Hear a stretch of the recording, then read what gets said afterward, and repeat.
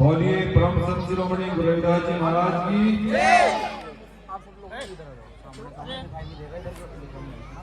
सबसे पहले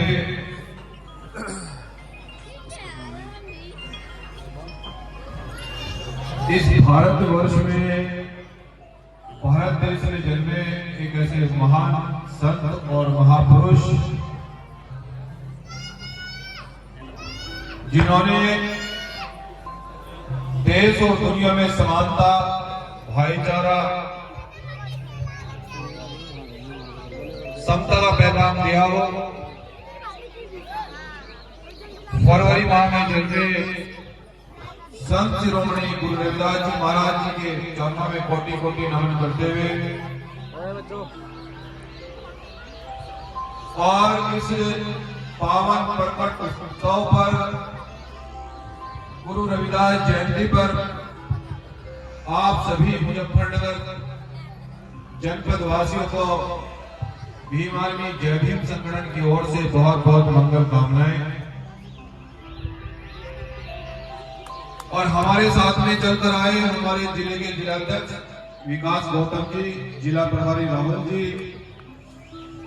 और ग्राम प्रधान बदाई कला से धर्मेंद्र गौतम जी, ग्राम प्रधान कशियारा से दीपक कुमार जी, ग्राम प्रधान हमारे सुशील कुमार जी, जोगेंद्र सिंह जी, चेतन सिंह जी, अंकित जी, बंटी भाई, आप तमाम साथियों का बहुत बहुत धन्यवाद कि आज जनपद मुजफ्फरनगर के लोगों ने इतना प्यार दिया, सम्मान दिया।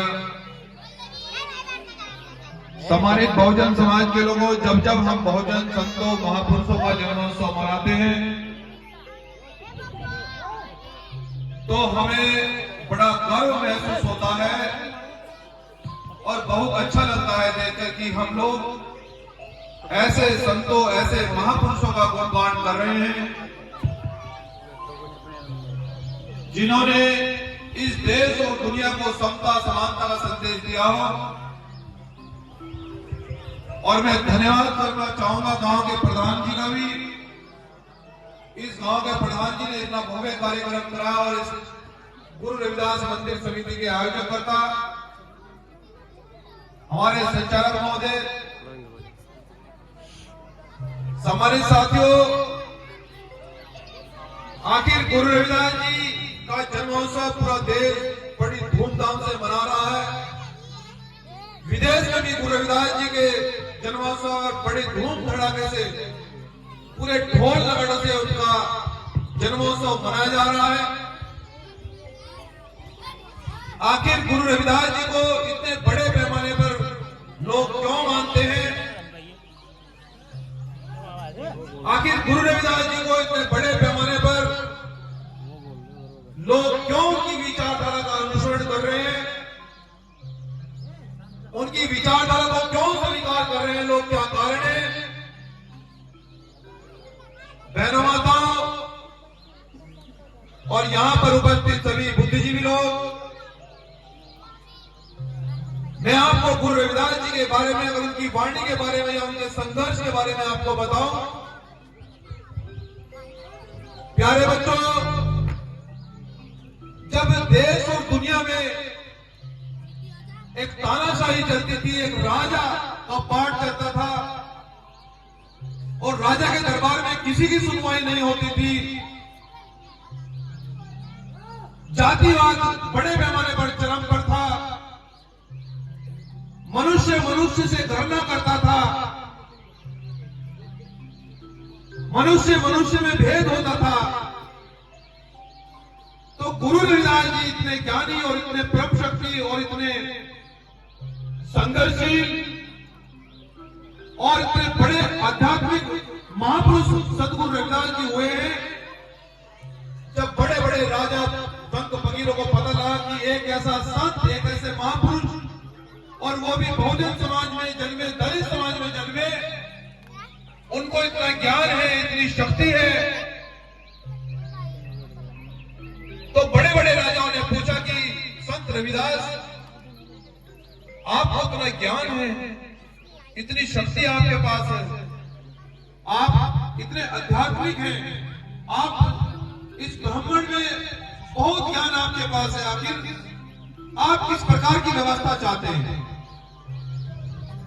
आप किस प्रकार की इस देश के अंदर व्यवस्था चाहते हैं? आखिर आपका आंदोलन क्या चाहता है? कौन सा आपका आंदोलन है?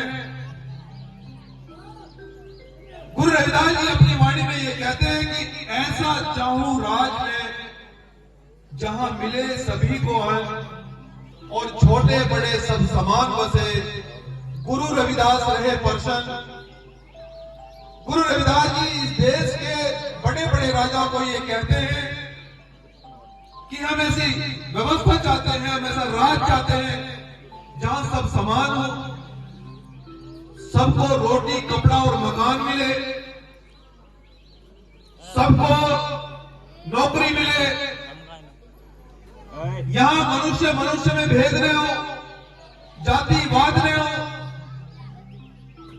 यहां जाति के आधार पर यह तय न हो कि कौन महान होगा, कौन ऊंच होगा, कौन नीच होगा। यहां जाति के आधार पर यह तय नहीं होगा कि कौन बड़ा नेता बनेगा, कौन छोटा नेता बनेगा। यहां जाति के आधार पर यह तय नहीं होगा कि कौन डीएम बनेगा और कौन सीएम बनेगा और कौन पीएम बनेगा। गुरु रविदास जी अपनी वाणी में कहते हैं कि जो मनुष्य, जो व्यक्ति अच्छा कर्म करेगा, जो व्यक्ति मेहनत करेगा, जो व्यक्ति संघर्ष करेगा, वो कुछ भी बन सकता है। यह उसके कर्मों पर आधारित है कि जैसा वो कर्म करेगा ऐसा ही वो बन जाएगा। गुरु रविदास जी ऐसी व्यवस्था की परिकल्पना 650 साल पहले करते हैं और उस व्यवस्था का नाम गुरु रविदास जी बेगमपुर शासन देते हैं। बेगमपुर शासन का मतलब जिसमें कोई गम न हो, जिसमें कोई दुखी न हो, जिसमें कोई मजबूर न हो, जिसमें कोई दिन दुखी न हो, वो शासन, उस शासन का नाम है बेगमपुर। बहुजन समाज के लोगों, एक ट्रेन पंजाब से चलकर जाती है गुरु रविदास जी की जयंती मनाने के लिए। मैं आपसे पूछना चाहता हूं, कौन कौन उस ट्रेन के बारे में जानता है? खड़ा करके बताओ। पंजाब से वो ट्रेन चलती है और कहां जाती है, किसी को पता है? नहीं पता। देखो, हमारे महापुरुष एक बात कहा करते थे कि जो कौम अपना इतिहास नहीं जानती वो कौम कभी शासक नहीं बन सकती। और हमारा समाज जब तक अपने इतिहास को नहीं जान पाएगा,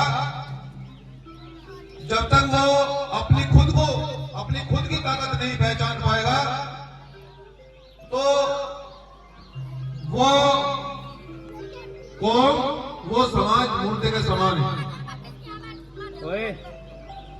जो कौम अपना इतिहास जानती है, जो कौम अपनी ताकत जानती है, वही शासन बन सकती है और वही परिवर्तन कर सकती है। हम बताते हैं आपको कि वो ट्रेन पंजाब के जालंधर से चलकर जाती है, जहां गुरु रविदास जी का बहुत बड़ा गुरुघर है। स्पेशल वो ट्रेन चलती है, केवल उसमें गुरु रविदास जी की जयंती मनाने वाले लोग ही बैठते हैं और किसी की एंट्री नहीं होती।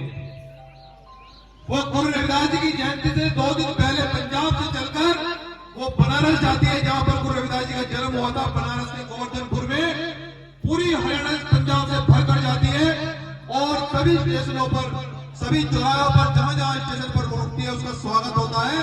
और बड़े पैमाने पर वहां हमारे संत, हमारे बहुजन समाज के लोग बड़े पैमाने पर बनारस में जयंती मनाने के लिए जाते हैं।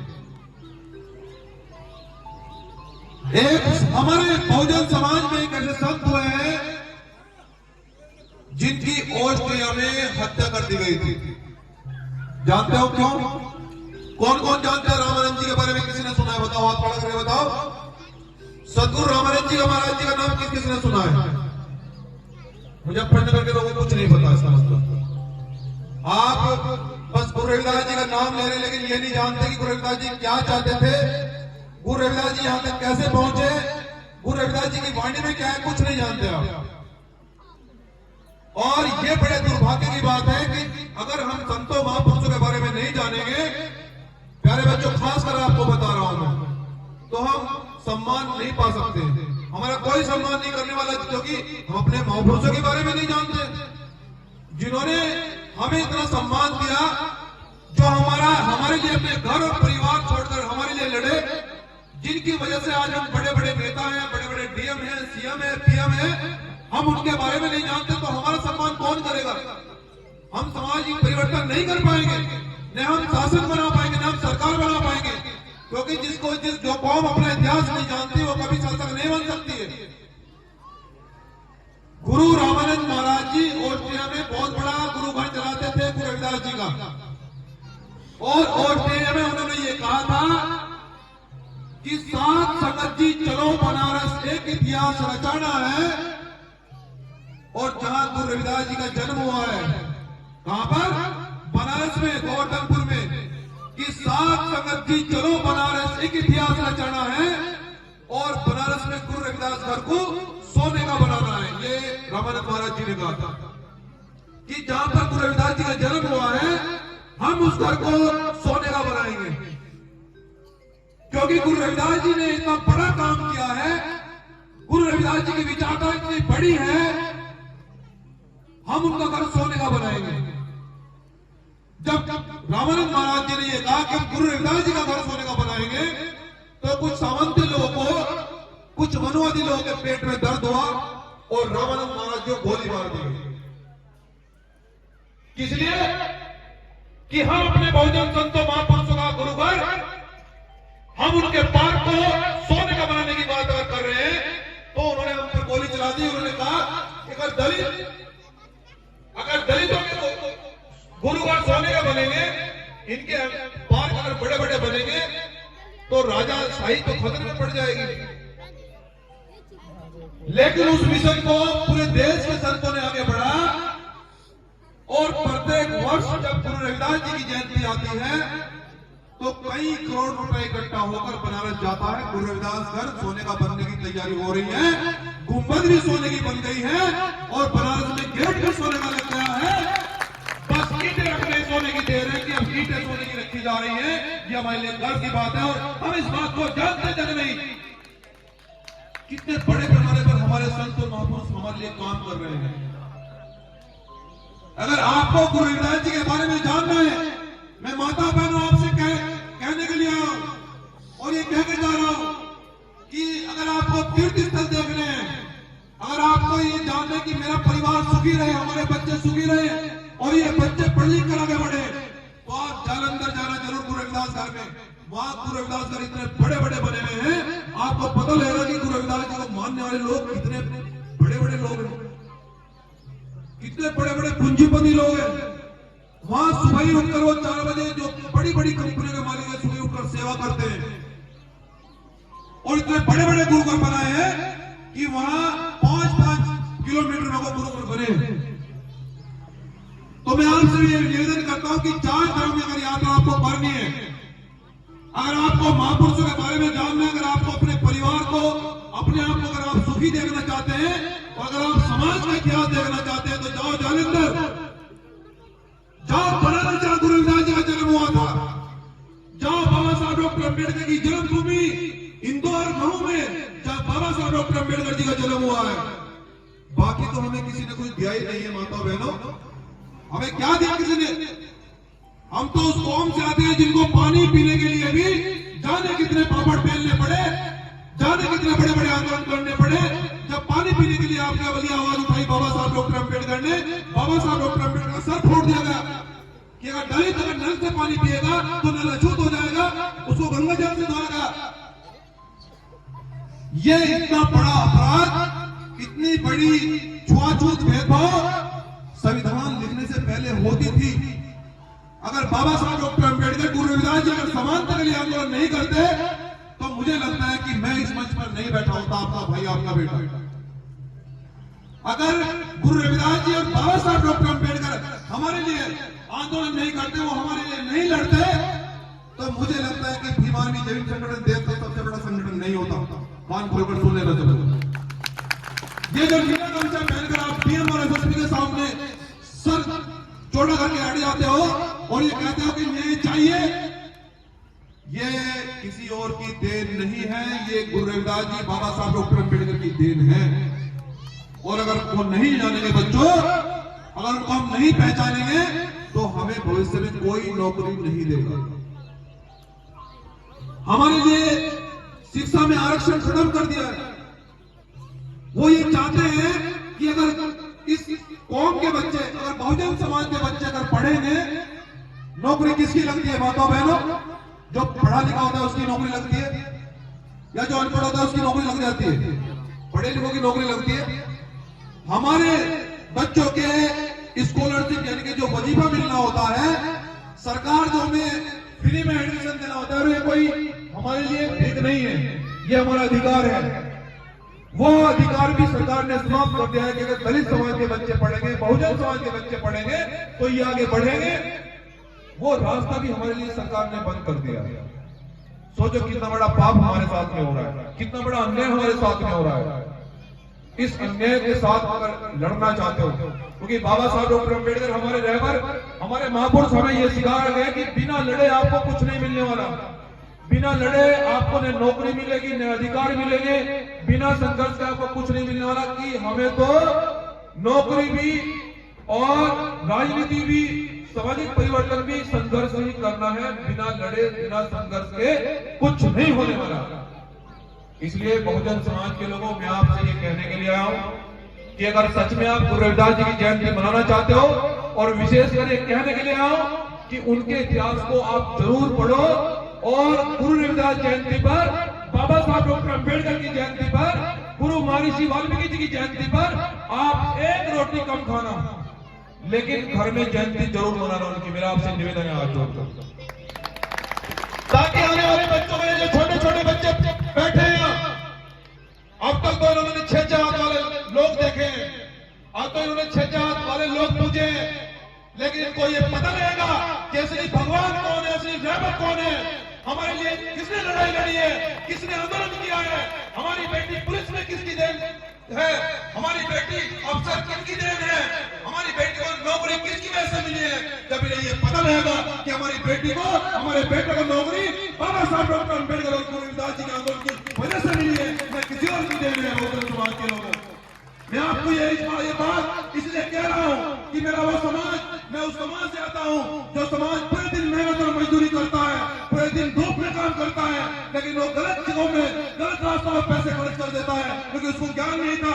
लेकिन आज तो हमारे बच्चे, ये जो छोटे छोटे बच्चे हैं, आज तो ज्ञान और शिक्षा लेकर इनको पता लग गया है कि हमारा भगवान बाबा साहब डॉक्टर अम्बेडकर है, हमारे रहबर गुरु रविदास जी हैं, हमारे महापुरुष यही है जिन्होंने अधिकार दिए हैं, जिनकी वजह से आज हम नेता हैं, जिनकी वजह से हम लोग आज बड़ी बड़ी कुर्सियों पर पहुंच गए हैं। बहुजन समाज के लोगों, मैं आपको ये कहने के लिए आया हूं कि असली रहबर, अगर आप बहुजन समाज को आगे बढ़ाना चाहते हो, अगर इस देश में शासन करना चाहते हो, तो आपको फूले साहब अम्बेडकर, रविदास, वाल्मीकि के बारे में जानना होगा, न कि और किसी के बारे में। क्योंकि जब से फूले साहब अम्बेडकर, रविदास, पेरियार, नारायण गुरु, महर्षि वाल्मीकि जैसे लोग, हमारे संत हमारे बीच में हैं, जब से हमें अधिकार मिलने लगे हैं, जब से हमारे बच्चे बड़ी बड़ी कुर्सियों पर बैठने लगे हैं, जब से ही एक दलित की बेटी, एक गरीब परिवार की बेटी इस देश के सबसे बड़े सूबे की मुख्यमंत्री आदरणीय बहन कुमारी मायावती मुख्यमंत्री बन गई, ये किसी और की देन नहीं था, ये बाबा साहब डॉक्टर अम्बेडकर, गुरु रविदास जी की देन था। बहुजन समाज के लोगों, मैं आपको कहना चाहता हूं कि अगर आप इस पैसे को अगर सही इस्तेमाल करना चाहते हो, अगर ये गरीबी दूर करना चाहते हो, अगर ये भुखमरी खत्म करना चाहते हो, क्योंकि देश के अंदर सब परिवर्तन हो सकता है। अगर आप तमन्ना सच्ची है तो फिर रास्ते हजार हैं, अगर तमन्ना झूठी है तो फिर बहाने हजार हैं। या तो आप बहाना बना लीजिए, या आप तय कीजिए कि अपने भाई के साथ में आंदोलन करेंगे, बीमारी को मजबूत करेंगे और संतों महापुरुषों के मिशन को आगे बढ़ाएंगे। किसी के बाप की, किसी की हिम्मत नहीं तो इस बहुजन समाज को आगे बढ़ने से रोक दे, जो मेरी बहनों को कुर्सी पर बैठने से रोक दे, और जो तुम्हें नौकरी लेने से रोक दे। किसी की इतनी औकात नहीं इस देश के अंदर। इसलिए बहुजन समाज के लोगों, अगर आप सच में गुरु रविदास जी को जयंती मनाना चाहते हो, तो आप अपने घर में जरूर कैंडल जलाना, जरूर लाइट लगाना, और इन बच्चों को जरूर पढ़ाना। गुरु रविदास जी एक संत थे जिन्होंने समता समानता के लिए आंदोलन चलाया। जो लोग हमें अछूत समझते थे, उन्हें ये पता कि इस देश के अंदर कोई अछूत नहीं है, कोई छोटा नहीं है, कोई बड़ा नहीं है। केवल अगर छोटा और बड़ा है तो काम से है। कोई जाति छोटी और बड़ी नहीं होती। मनुष्य पैदा होने के बाद जाति का होता है, क्या पैदा होने से पहले कोई जाति आ जाती जाती है क्या? क्या मनुष्य को पता लग जाता है कि मैं किस जाति का हूँ? इस देश में आप लोग के साथ में इतना बड़ा षड्यंत्र रचा गया कि जब हम पैदा होते हैं तो हमें अछूत जाति में डाल दिया जाता है, लेकिन जब हमारी बेटी, हमारी बहनें, हमारे भाई जब डीएम और कलेक्टर बनेंगे तब भी कोई हिम्मत करेगा छूत करने की, क्योंकि फिर कलम में ताकत है, ऐसा इलाज करते कि 6 महीने तक जेल से बाहर नहीं आएगा छूत करने वाला। समझ रहे हो ना? और ये ताकत किसी और की देन नहीं है, बाबा साहब डॉक्टर अम्बेडकर की देन है। तो इसलिए माता बहनों, मुजफ्फरनगर के लोगों, अगर आप सच में बहुजन समाज में परिवर्तन चाहते हैं तो मैं पूरी आशा और उम्मीद करता हूं कि कल गुरु रविदास जी की जयंती है। कल आप अपने बच्चों को घर में बिठाकर उनको जरूर समझाएं कि गुरु रविदास जी एक ऐसे संत हैं जिन्होंने समता, समानता, भाईचारे का पैगाम दिया। हमारे यही रहबर है, हमारे यही महापुरुष हैं। जितना धन आपको करना है खर्च, कल छूट है आपको, पूरा करो। और उसके बाद भी 14 अप्रैल आएगी, जितना धन खर्च करना है पूरा करो, पूरी छूट है। लेकिन इसके अलावा अगर 1 रुपया भी इधर उधर खर्च करोगे तो फिर मनोवादी मजबूत हो जाएंगे और फिर हम कमजोर हो जाएंगे। और जब वो मजबूत होंगे वो हमारे पैसे से अपने बच्चों को विदेश पढ़ाने के लिए भेजेंगे और हमारे बच्चे फिर प्राइमरी में पढ़ेंगे। प्राइमरी में पढ़ाई होती है, वहां तो दलिया खिलाया जाता है, आप जानते हैं अच्छी तरह से। तो अगर अपने बच्चों को सही और अच्छे विद्यालय में पढ़ाना चाहते हो तो उस पैसे को जोड़ना है और इन्हें अच्छे विद्यालय में भेजना है। मैं आपसे रजा चाहता हूं कि सहारनपुर में भी मेरा कार्यक्रम है, मैं मुझे इजाजत दें। बहुत बहुत धन्यवाद। और पुनः मुजफ्फरनगर के सभी जनपद वासियों को गुरु रविदास जयंती में बहुत बहुत मंगल कामनाएं, बहुत बहुत साधुवाद।